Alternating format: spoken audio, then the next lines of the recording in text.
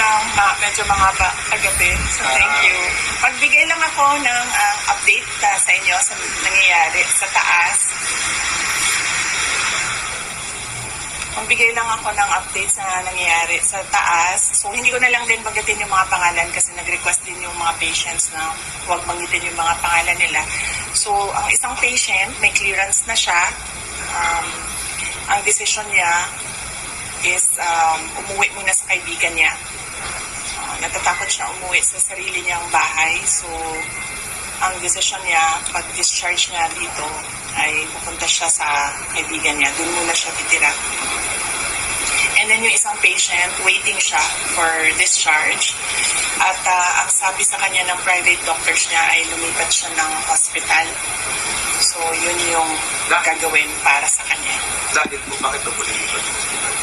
Well, hindi niya nasabi sa akin. Ang nasabi lang niya sa akin ay yun yung gusto ng private doctors niya na lumipat siya ng another hospital. So, yun din yung gagawin niya kasi right now, yun lang din yung pinagkakatiwalaan niya, yung mga doktor. Tonight po siya lilipat?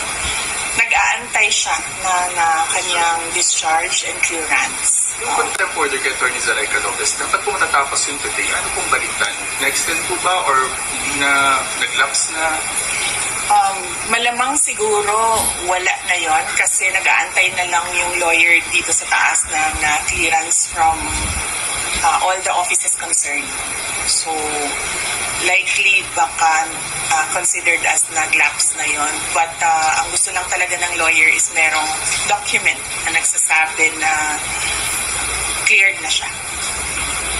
Ma'am, if we may get your reaction sa nabanggit po ni President Marcos. Ang sinabi niya, ma'am, kinonfirm niya po yung kumalat na text message na nakalagay na in the larger scheme of things, Sara is an unimportant, so please do not file impeachment complaints, whether it's immediate or stop. Hindi naman ako mag-comment sa mga remarks ni President Marcos.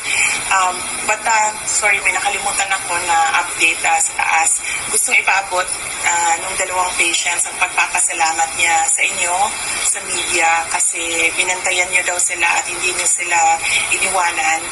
And gusto din nilang magpasalamat sa mga doctors and lahat ng healthcare professionals na tumulong sa kanila. And of course, sa mga lawyers din na nag-assist sa kanila all throughout the crisis. So, isa din yun sa mga message nila galing sa taas. Salamat daw sa inyong lahat. At dahil daw may clearance na, pwede na rin daw, cleared na rin daw kayo from them na umalis or iwanan sila dito. Isa sa kanila lalabas sa today? Sure. Ang isa, nakaalis na. Oo, nakaalis na yung isa. Ang isa na lang yung nag-aantay ng clearance. Possible din po lumabas today? Possible din po pa-discharge? Well, hopeful sila na merong ganon na mangyayari today.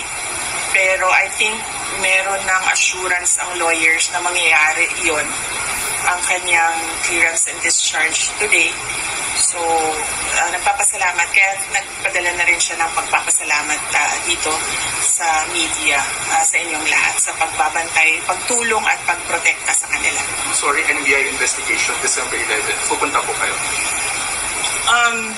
I'll have to run my schedule day by day kasi nagbabago siya ngayon araw-araw dahil bigla na lang may nangyayari na mga bagay kaya hindi ko magawa yung schedule ko ng malayo pa. So, we do it day by day sa ngayon, yung schedule. So, hindi ko pa masagot kung pupunta ako sa December 11. Tsaka, ang isang consideration dyan ay sinusunod ko kung ano yung mga sinasabi ng lawyers sa ngayon.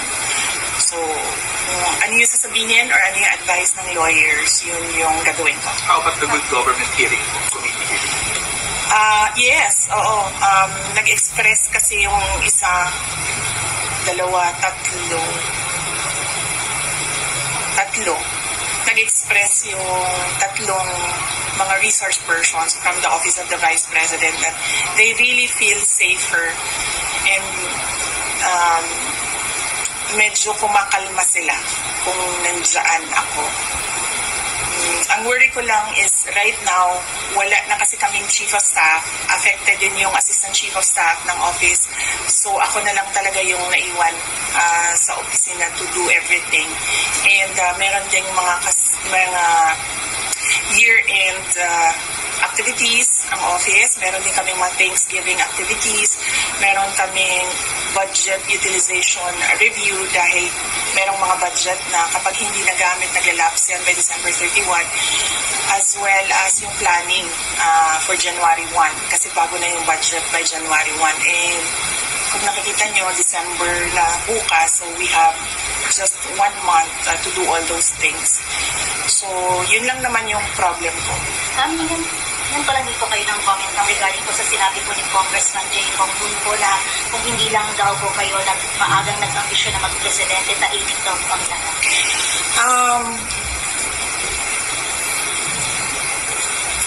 Unang-una, the presidency of 2022 was mine already. Nanalo na ako sa surveys, lahat ng tao solid na, united na for my candidacy. Pero I gave it away because I felt I had to do some other things other than being President of the Republic of the Philippines. Pangalawa, hindi ako yung nagsabi sa kanila na pagbukas sila ng investigation or inquiry in aid of legislation that is more like a political persecution and harassment of OVP personnel. So, wag nila akong i-gaslight into saying na ako ang dahilan ng kaguluhan na ito. Ang kaguluhan na ito ay nagsimula sa sa terrorism nila, sa harassment nila, sa threats nila, sa mga personnel ng Office of the Vice President. Ma'am, clarification lang po, nag-resign na po ba si Atty. Rizal? Hindi pa siya nag-resign, pero nagsabi siya na mag-i-indefinite leave na siya. So, once ma-clear siya dito, she will file an indefinite leave from the Office of the Vice President. Ang sabi ng Presidente, never say never kung mag-reconcile kayo na daw. I'll not comment on the remarks of President Marcos ngayon. Thank you. Thank you. Sa mga supporters sa EDSA Shrine. Yes, oo. Well, nagpapasalamat din kami sa mga supporters namin sa EDSA Shrine. And syempre yung iba pa na kahit hindi namin supporters ay nagpapalabas ng kanilang saloobin sa mga nangyayari ngayon. Dahil nagbabantay din sila sa mga pasyente natin dito sa Veterans Hospital. And nagpapasalamat din kami sa mga tao na nasa labas ng Veterans Hospital na nagbantay din sa mga pasyente. Malaking tulong yon sa akin, yung media, yung mga tao na nagbabantay. Si Senator Bato de la Rosa na hindi talaga niya iniwanan yung mga pasyente. Si Senator Bongo na nag-substitute sa akin dito. Ang laking tulong nun lahat, ninyong lahat sa akin dahil nakakagalaw ako, nagagawa ko pa rin yung mga iba kong kailangan gawin na mga trabaho. Thank you. Ma'am, nag-usap na po ba kayo ni Claire Arvin? Thank you, ma'am.